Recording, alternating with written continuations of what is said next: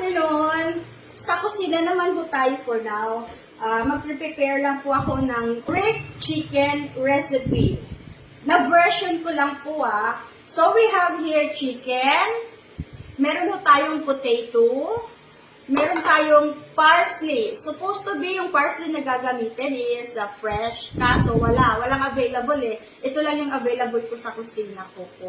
At saka meron tayong tawag nito, itong pepper, then garlic, at saka lemon juice or kaya calamansi juice, okay na yan. And then we have here olive oil. So ang gagawin natin is iaano natin dito yung mga manok. Then itong mga potato, ilalagay lang mo natin ang lahat ng ito. At mga ito, garlic, paminta, at saka itong juice. Ay, asin pala, asin. Teka lang po. Asin. Nakalimutan ko. Okay. Para malinamnam siya.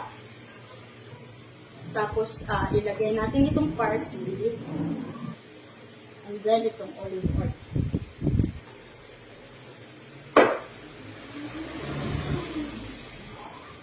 Tapos, i-bake natin siya for 45 to 1 hour sa oven. I-oven natin siya.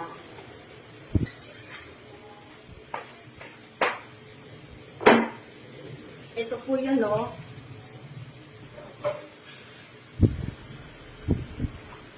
So, time check is 5 p.m.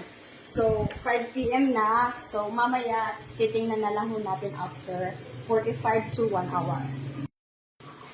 Ito nga pala yung oregano. Kinuha ko muna sandali, tapos nilagyan ko siya sa oven ng oregano. Ito yung nagpapa-ibang lasa. Ito yung nagbibigay ng kakaibang lasa sa dish natin for today. Balik natin sa oven. Balik natin siya sa oven. By the way, kinuha ko ulit siya sa oven para ibaliktad yung mga chicken. Ibabaliktad siya para maluto.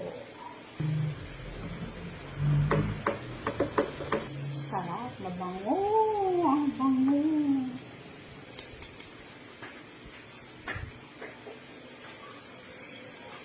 Balik natin siya sa oven.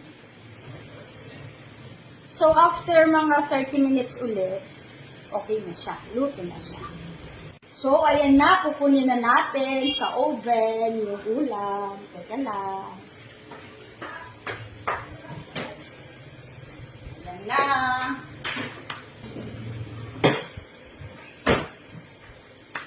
Nakit mo na. Ang bango niya.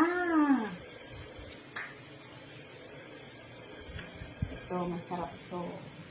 Potato, masarap yung potato.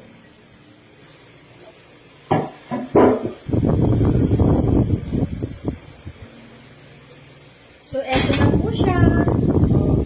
Pinalisan ko po siya ng saging na saba.